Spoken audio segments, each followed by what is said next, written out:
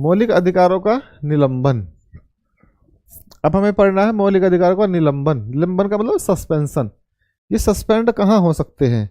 Suspend होने का मतलब क्या है कि जब राज्य ने लोगों को मौलिक अधिकार दिए हैं, अधिकार राज्य से मिले हैं ना, संविधान से मिले हैं, तो जो संविधान से हमें अधिकार मिले हैं उसे उन्हें सस्पेंड भी किया जा सकता है। जैसे मान लिया आपको घर से बाहर जाने का अधिकार है रात के 8 बजे तक या रात के 9 बजे तक, तो आज पापा जी ने कह दिया कि आज के 4 दिन तक आप घर के बाहर नहीं जाएंगे, तो इसका मतलब जो आपका अधिकार था वो सस्पेंड कर दिया गया। तो ऐसे ही सरकार भी आपके अधिकारों को सस्पेंड कर देती है, सस्पेंड कर सकती है। तो इसी तरीके से हमें ये देखना है कि मौलिक अधिकारों का सस्पेंशन या उनको सस्पेंड कब किया जा सकता है, कब उनका निलंबन होता है। तो लोगों के लिए कहाँ समस्याएं खड़ी होती हैं?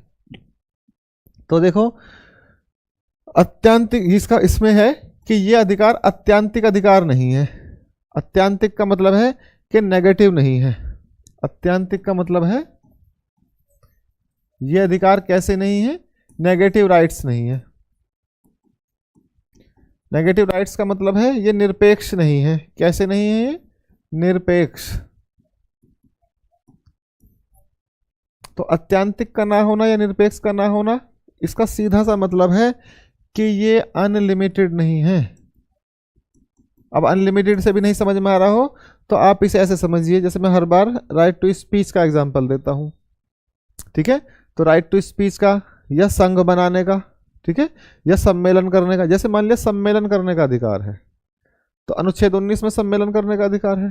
तो अनुच्छेद 19(1) में जो सम्मेलन करने का अधिकार है वो अधिकार कैसा है? अत्यांतिक नहीं है। अर्थात आप जो भारतीय मानक हैं, कानूनी अधिकार हैं, उनके अंतर्गत ही आप सम्मेलन बना सकते हैं। ऐसा नहीं है कि आप कोई ऐसा संघ बना लें या सम्मेलन कर लें कि वो आतंकवादियों का हो, या आपने कोई ऐसा बहुत ही अतिवादी कोई ग्रुप बना लिया और आप सरकार के सामने ही हथियार लेके खड़े हो जाएं। तो इसका मतलब क्या है? ये अत्यांतिक है। तो आपको अत्यांतिक नहीं होना, यानी कि अति में नहीं जाना है। या राइट टू स्पीच है तो आपको इतना नहीं बोलना है जो देश की संप्रभुता, देश की स्वतंत्रता, देश की एकता, अखंडता को खतरा पैदा हो जाए। तो राइट टू स्पीच केवल कहाँ तक है? वहाँ तक है जब तक आपके देश की अखंडता है, तब तक, ठीक है? तो उसमें दे रखा है कहाँ पे आप उसे प्रतिबंधित कर सकते हैं। तो इसमें रीजनेबल यानी कि युक्ति युक्त प्रतिबंध लगाए जा सकते हैं। तो इसमें क्या लगाए जा सकते हैं? युक्ति युक्त प्रतिबंध। किस पर लगाए जा सकते हैं युक्ति युक्त प्रतिबंध? मौलिक अधिकारों पर। इसलिए यह शब्द लिखा गया है कि अत्यांतिक अधिकार नहीं है। तो अत्यांतिक अधिकार नहीं है का मतलब क्या समझ में आ गया? कि ये निरपेक्ष नहीं है, पॉजिटिव है। नेगेटिव नहीं है बल्कि कैसे हैं? पॉजिटिव अधिकार हैं, पॉजिटिव राइट्स हैं, ठीक। अब देखिए आगे, इन अधिकारों के प्रयोग पर युक्ति युक्त निर्बंध लगाए जा सकते हैं। बिल्कुल, ये दोनों ही वाक्य एक दूसरे के पूरक हैं।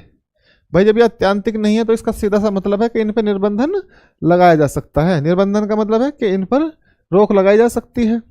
अमित मोहतला, नमस्कार अमित, कैसे हैं आप? ठीक है। तो संविधान में उन परिस्थितियों का स्पष्ट रूप से उल्लेख किया गया है। किन किन का उल्लेख किया गया है संविधान में? कि किन पर प्रतिबंध लगेगा, निर्बंधन कहाँ लग सकता है। अर्थात हम भारतीय संविधान के अनुसार अपने मौलिक अधिकारों को कैसे रोक सकते हैं, ये सीधा सीधा लिखा गया है। देखिए, संविधान में इन परिस्थितियों का स्पष्ट रूप से उल्लंघन किया गया है कि मौलिक अधिकारों को कहाँ रोका जा सकता है और उन्हें कहाँ नहीं रोका जा सकता। अब देखिए कहाँ रोका जा सकता है। जबकि राज्य को यह अधिकार होगा कि सार्वजनिक हित में, देखिए ये शब्द लिखा हुआ है सार्वजनिक हित, इस पर ध्यान देना है। सार्वजनिक हित में नागरिकों के मूल अधिकार को निलंबित कर सकते हैं या निर्बंधन या उन पर रोक लगा सकते हैं।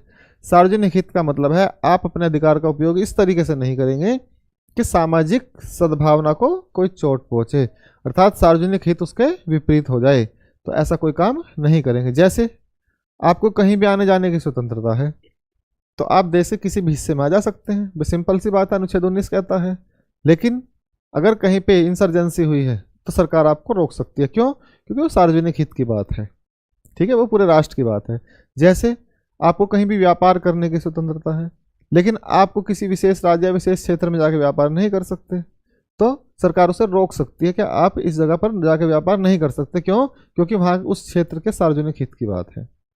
ठीक, जैसे जैसे सरकार क्या करती है, जैसे व्यापार का अधिकार है। अब आप हिमालय में जाके ऐसे नहीं कि व्यापार के अधिकार के लिए आप वहाँ पे पत्थर की खुदाई करने लगे, यहाँ पे वहाँ पे टनल बनाने लगे या पेड़ों को काटने लगे।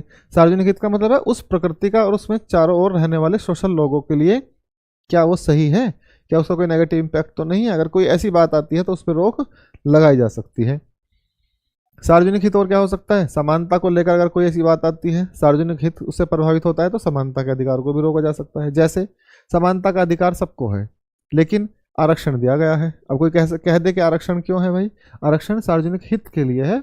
पिछले हजारों वर्षों से और सदियों से जो लोग पिछड़े बने हुए हैं, जो शोषण का शिकार रहे हैं, मुख्यधारा में शामिल नहीं हो पाए हैं, सामाजिक आधार पर और आर्थिक आधार पर उनको आरक्षण दिया गया है। तो वो सार्वजनिक हित की बात है, अर्थात आपके समानता के अधिकार को रोक दिया गया। तो सिंपल सी वहाँ पे ये बात आ जाती है।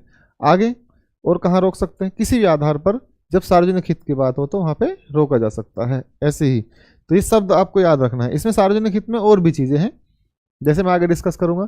सार्वजनिक हित में और क्या आ जाता है, राष्ट्र की संप्रभुता आ जाती है, राष्ट्र की एकता आ जाती है, सामाजिक सद्भाव आ जाते हैं, विदेशी देशों के साथ में संबंध आ सकते हैं, हमारे सरकार की कोई छवि खराब होती है तो उस पर रोक लग सकती है, या कभी युद्ध के समय की स्थिति है उस समय आप इनका निलंबन कर सकते हैं।